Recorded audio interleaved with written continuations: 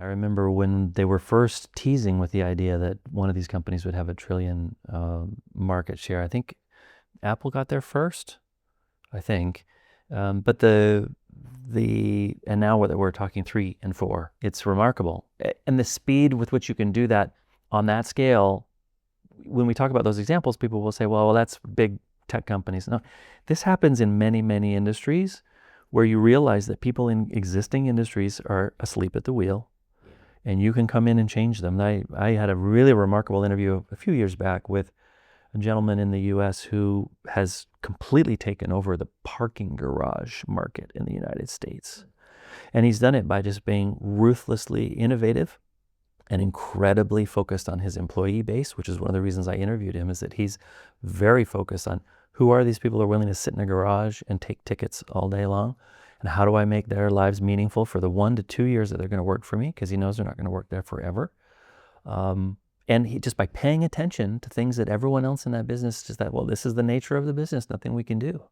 So he's not using any sophisticated technology yet, but once he got to a scale where he could be more efficient and have more access to capital, then he invested in dramatic parking technologies. The technology came later because he was already someone who knew how to create opportunities from other people's lack of attention. I feel like AI accelerates that in every possible industry. There's really nowhere that you can't say to yourself, I'm the person who's going to pay attention, and I'm going to see where the tools can fit. Or you can be the person who says, we've been doing it this way for 10, 15, 20 years, and it seems to be working fine, and then you won't be here anymore. I like you brought the example of video streamers up, because there was a moment in time when, speaking of patterns that are repeating themselves over time, this is one. There's a moment in time where Amazon had to make a decision of whether to get into original content production or not. Netflix had made that decision already. People like Google and, well, YouTube and Apple had flirted with it only a little bit at the time, and all of a sudden Amazon was committing to it. And I remember everyone in the industry, I remember talking to the CEO of Discovery Networks at the time, who was saying, like, they're never going to want my margins, he said. Why would any of them get into my business? I said, oh, they're not getting into your business. Your business is a feature of their product. And their product in this case is a retail relationship with customers that yields millions of dollars. And as a result, they don't care about your margins. They don't have to deal with your margin pressure. You are a marketing cost for Amazon.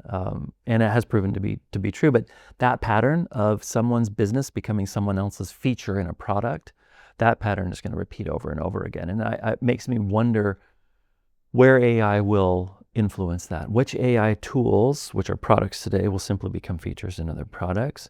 Which new products that don't exist right now, where people talk about social media, where the user is the product? Okay, that's a product that exists right now. How will that change in a world where AI can change the user's experience of that product? So these are things to keep your antennae up. To speak about being attentive to where the opportunities are, this is one of those opportunities. To be the company that realizes that you can transform an industry that everyone else thought was low margin, uninteresting, never going to change. And you come along and suddenly you're changing the shape of parking garages across the United States.